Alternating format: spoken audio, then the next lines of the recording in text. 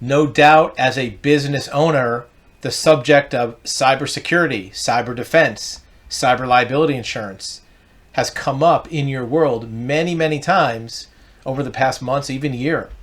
A couple years ago, probably was something you were aware of, but wasn't really that urgent.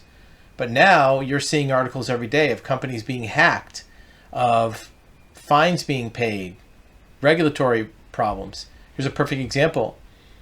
The federal government is looking to pass another Sarbox type regulation that relates to how companies prepare for cyber insurance. And if you don't have best practices, that may be considered liability as a board, as an executive, as a CEO. At the same time that the risk landscape is increasing, many companies are looking to reduce their internal cybersecurity resources. So, what can be done as a company to prepare yourself for an increased risk of cyber? It's kind of like if all of a sudden there was a hurricane coming, you'd want to batten down the hatches for your business. So we're going to talk about business cybersecurity. What are the best practices, what you can do internally, and how you can create a strategy and a system for your company without breaking the bank to prepare for a cyber event, prevent it. If one happens, how do you respond to it and make it not a deal breaker for your company? First, let's look at a tale of two companies.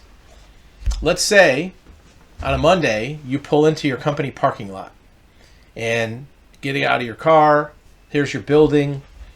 And on that particular day, it looks like this. There's flames pouring out of your business, burning. Hopefully you're the first one there. God forbid, nobody gets hurt. There's no injury. There's no loss of life. Just a lot of damage.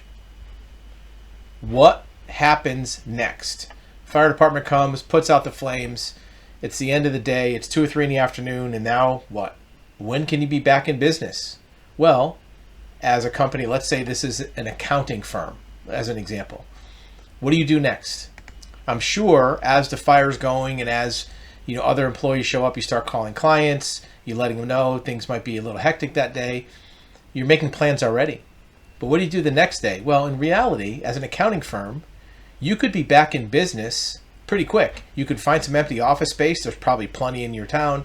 You get some cheap folding tables from Walmart. You get some computers from Best Buy. You get some phones shipped from Amazon.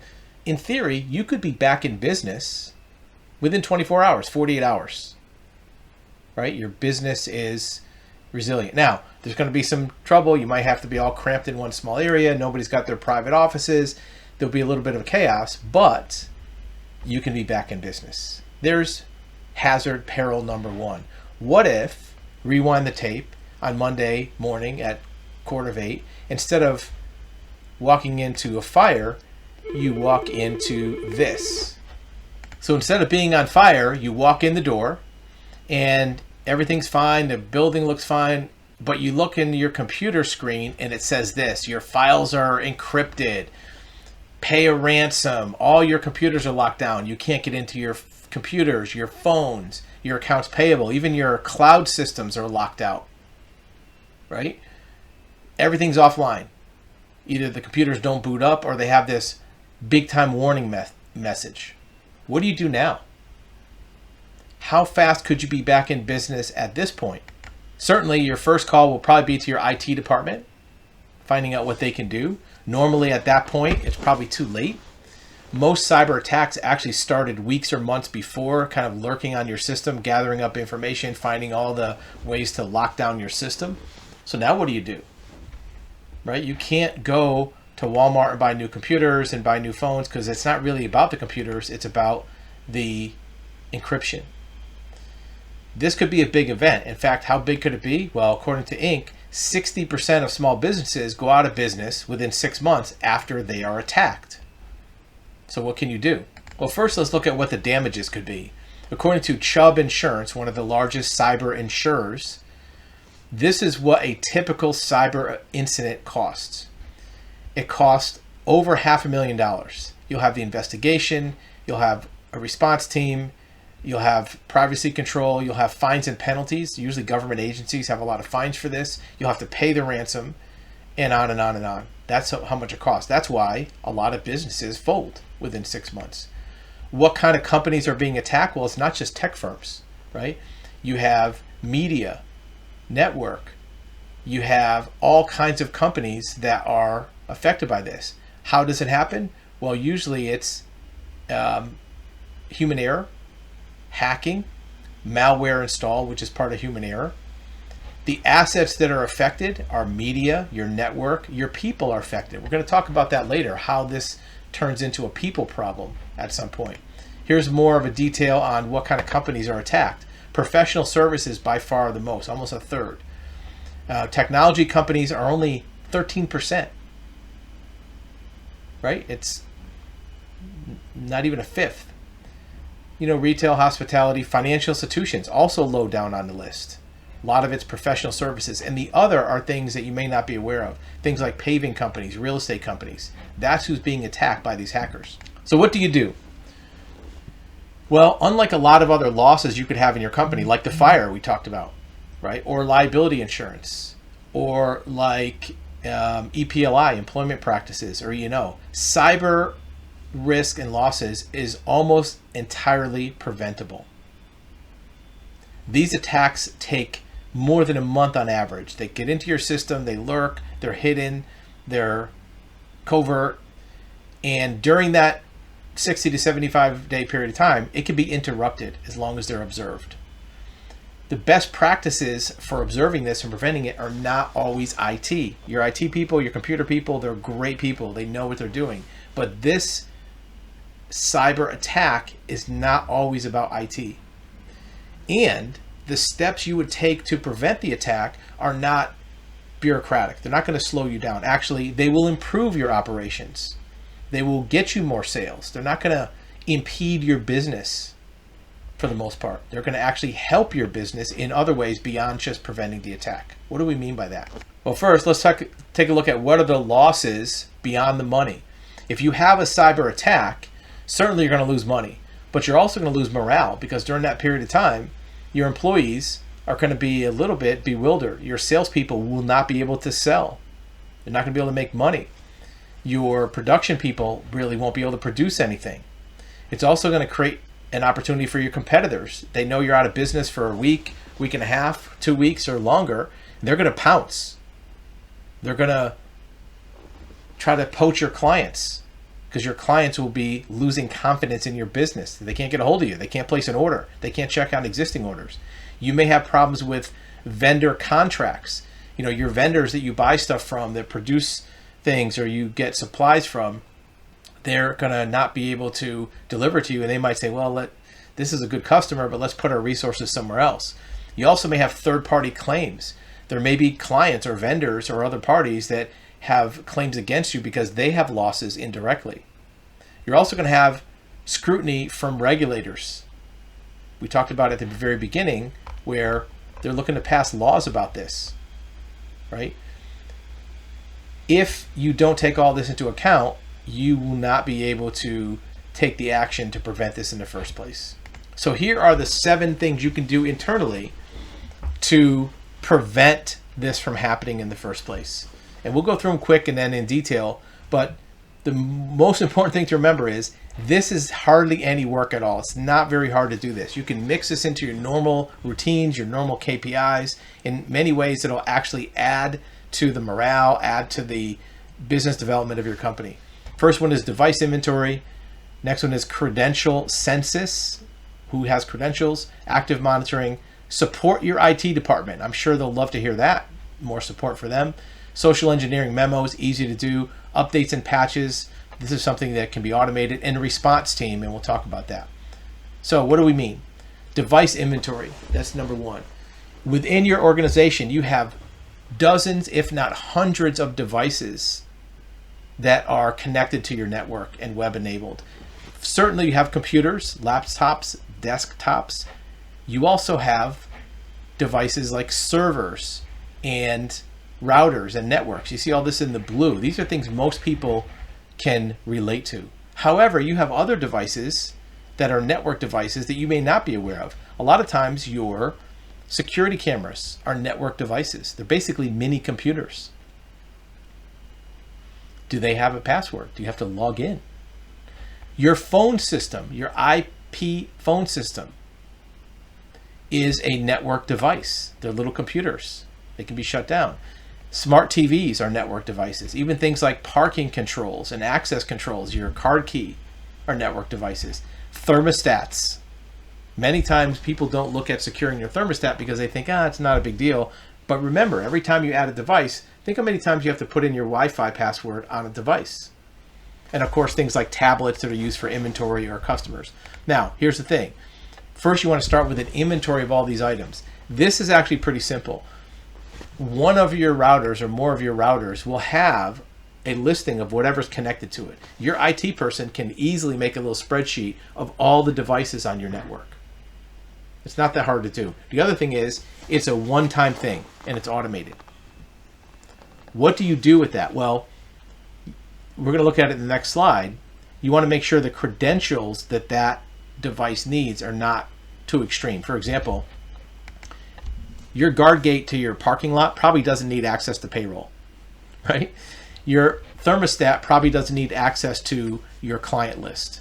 But you may find that this device has full authentication, full credentials into your network where it doesn't need to have that.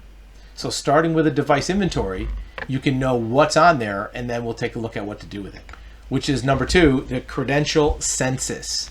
You're going to look at all those devices and people. You're going to add people now to it and look at what credentials are there. So for example, the guard gate doesn't need to have access to payroll. The tablets that employees use to talk to clients probably don't need to have access to your financial statement. But in addition to the devices, what about the people? Right? Does your sales, and this shouldn't be SAMs, it should be sales, should your sales manager need website developer access? Does your sales manager need to change your website? Not that they would do anything wrong, but what if accidentally your sales manager got hacked on his personal computer and now the hacker could get in and change your website and shut down your website, right? Does your CEO need, what does your CEO need, right? You might think, well, just because he's a CEO, he should access everything. Well, maybe, maybe not. When he needs to access something, he can, but how often does he really go in to even do the website? Does he really go in and do payroll? The CEO needs to see things, but just because he's the boss doesn't need all access. Credential authority does not equal job authority. There may be some people that are lower on the employee chain that maybe need to have more access than somebody above them because of the job they do. A couple other examples. Does the bookkeeper need access to your customer management system? They need access to payroll and financial statements, but maybe not your clients. Also look at third-party APIs. Your website might have little modules on it that connect to your server to get maybe product information, right? Also look at your clients. Your clients may have access to put in orders, even automatically. You want to look at the census and look at who, what, where, why. Does this person need it? Every single credential needs to have a why associated with it that it's important for them to be able to access it. And if it doesn't need it, you should remove it only for the sake of not trusting them, but for the sake of not letting a hacker get into something that they don't need to. Next is active monitoring. This is a little trickier because it's an ongoing thing. Remember, most of these hacks start with somebody getting intrusion. It may have started, quite frankly, with an access to a security camera. Right? We had a case with a car dealership that had a really good security system, cameras all over the place, and a hacker found a way to get into a security camera because there was no password on it. There was no protection on it. And once they got in, they were able to go layer at a time. It didn't have direct access to their main server, but once they got into that, they could see emails. And once they saw emails, they could see passwords. Once they got passwords, they could go farther. So active monitoring will notice these unusual events. These hackers lurk for weeks or months. They gather information and records to use for their attack. They'll do social engineering. They might even create an email address and email other employees. They might create third-party credentials. Once they're in, they can start doing what's called exfiltration. They'll take your customer information, your product information, your financial information, and suck it out of your system. They'll leave a copy, but they'll take it for their own use. They'll also install software locks that will prevent you locking down other devices. It'll prevent you from solving the problem. So if you catch this early, you can prevent all these things from happening. This is also easy because it's passive and you can outsource this. Your IT person might be able to do it, but I'm sure they have a full-time, full plate already doing stuff. So if you want them to sit around all day and monitor it, you can, but there's resources you can use and tools you can use to do this that are either free or cheap, and you can use the link below to access some of those. If you have a cyber liability insurance policy, it will probably include active monitoring because, quite frankly, your insurance company doesn't want you to have a claim. So if they can prevent it, and they know that 99% of claims are preventable, then they will do all these things to keep them from losing money and you. All right, speaking of IT department, next is you want to support them. When it comes to cybersecurity, you don't want to be just a receiver of efforts. You want to support them. It's, the old Kennedy quote, ask not what your country can do for you, what you can do for your country. What can you do for your IT department? You want to give them wider knowledge of emerging threats. Your IT person is probably not out there every day studying the most recent hacks, probably sees them in the news, probably reads about them, but there's a large array of new attacks that happen every single day. You want to enable them to focus on business development and CRM, not spend all day preventing a hack. You want them to focus on selling more and making the website and the processes easier for your salespeople, for your clients, for your business to sell more, not just spend all day trying to be a guard gate at the door. Sales and marketing is most important. You don't want them doing tedious risk management. By supporting them and giving them the tools, you enable more production for them on the sales side without bogging them down with more bureaucracy or TPS reports. And that brings us to the next thing is you want to send out memos on a regular basis to all employees. Most hacks start with an employee making a mistake, probably one they didn't even know about.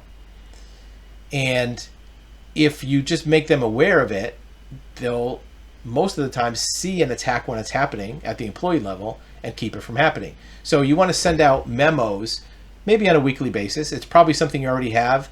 You can mix it in with other regular messages, a newsletter, a sales update, and it can be a reminder to watch out for social engineering, make sure you change your password, use multi-factor authentication, let them know if they're using an outside network to use a VPN. What are the rules for using a personal device like their phone? Being skeptical of phone calls and emails.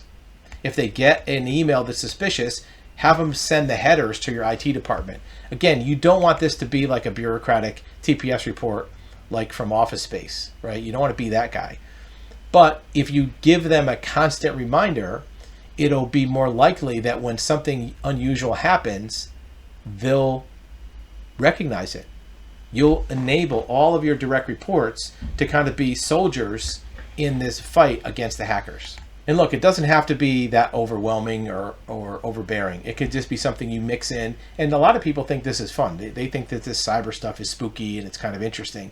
And if you make them your co-warriors in it, you'll have just more people carrying the burden rather than on your shoulder or the IT person's shoulder. Okay, next one. This one might require a little bit of effort, but there's a way to turn a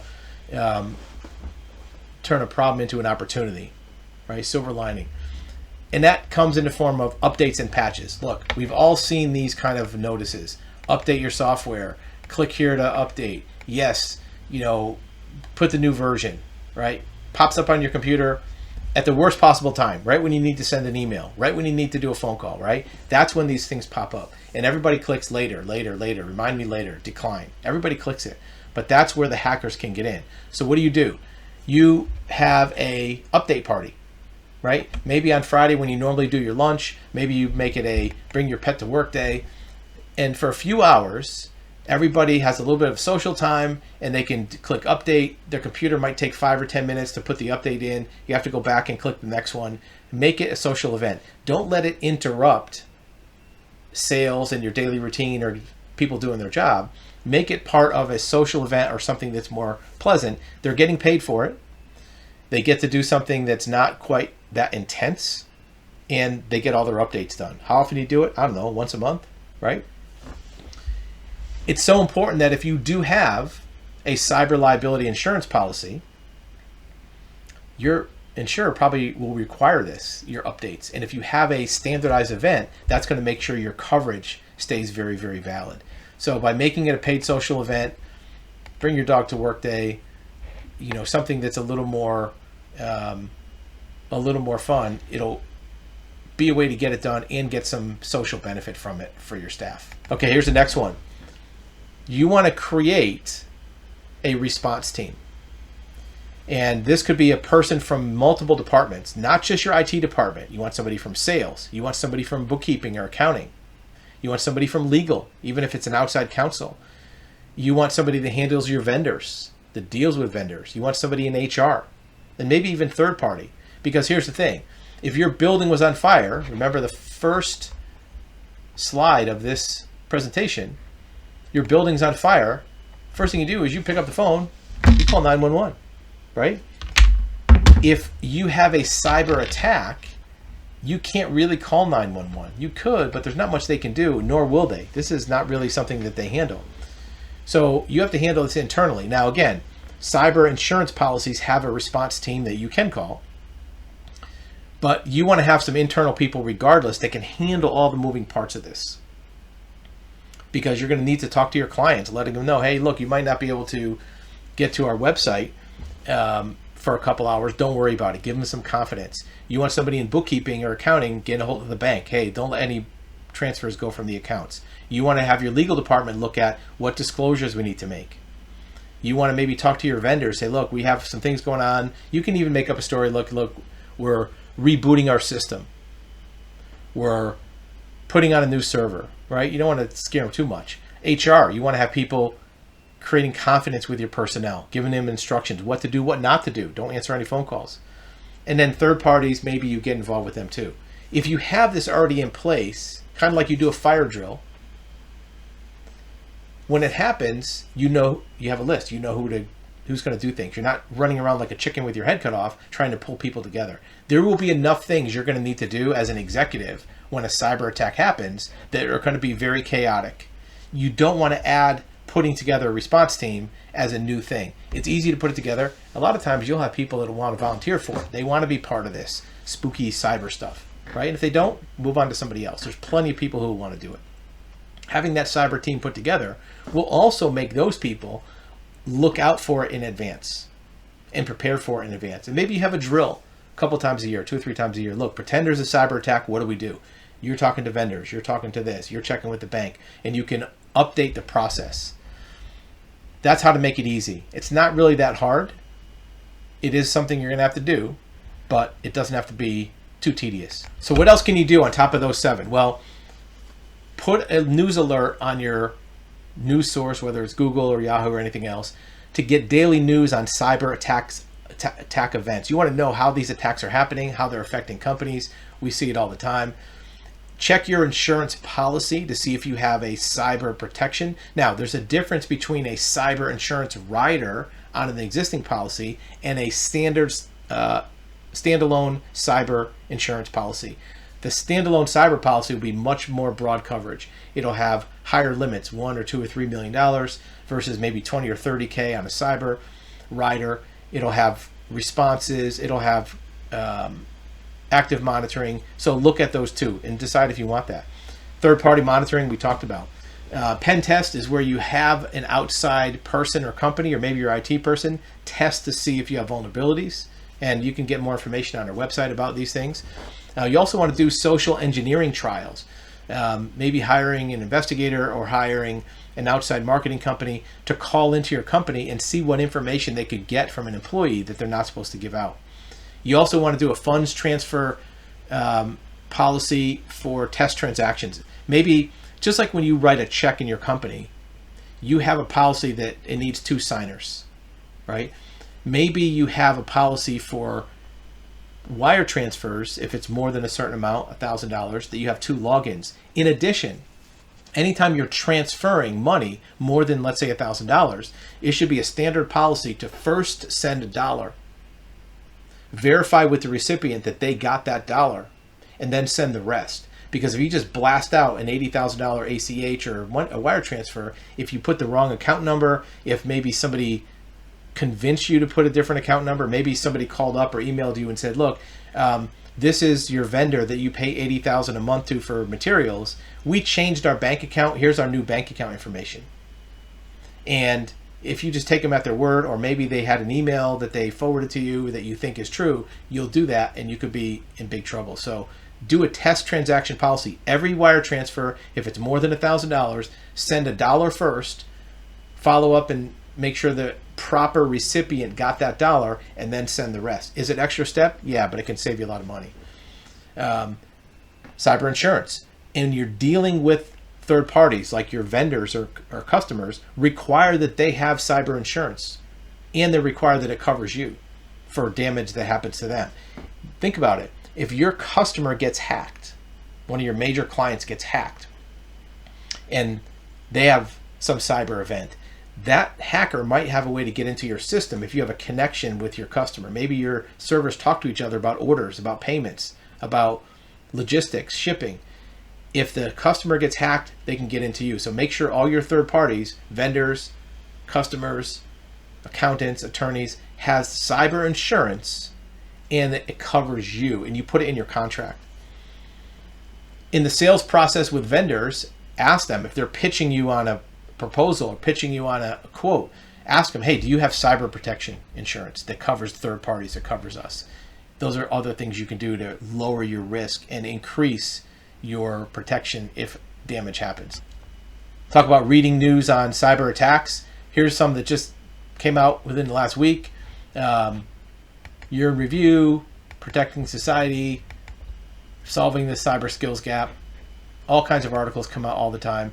Now, how do we know all this? Well, in addition to being a licensed private investigator, we're also certified in cybersecurity. We're also a licensed licensed commercial insurance producer. So we're on the insurance side. We see these claims. We see these underwriting policies on the insurance side. We're a certified expert witness for forensics. We've seen this in court cases many times. We're also a director for the ACFE, which is the Association of Certified Fraud Examiners. We see fraud cases hundreds a month. We see it from the inside, what they look like. We're licensed as a commercial surety bond agent. So when a lot of these cases happen, there's a surety bond that kicks in that may cover some of these losses. We see the losses from the surety side. And we're also a certified civil litigation mediator. So when cases are mediated in litigation, we see both sides' stories of how the mediation dispute happened, right? In addition, we have some patents on products and processes that prevent cyber attacks. So this is not to toot our own horn, although that's what we're doing. We're doing a way to give you some insight into where this knowledge comes from and where the information comes from. If you want to contact us, here's our contact information. You can do a screenshot, a couple of our websites, phone number, my direct email address. If you have questions or want to set up a consultation, we'd be glad to be of assistance. The most important thing is we believe that cyber risk is the fastest growing risk, and within 30 to 36 months from now, it will be the highest risk for any business. More than fire, more than slip and fall, more than EPLI, more than anything else. It'll be the most dangerous risk that any company can have. And like we looked at the slide, 60% of companies that have a loss will go out of business within 6 months. 60% of companies that have a fire don't go out of business. 60% of companies that have a lawsuit don't go out of business. 60% that have a cyber risk do. And we want to help prevent that so that companies can be resilient, sell, take care of their employees, take care of their investors, and all the other stakeholders.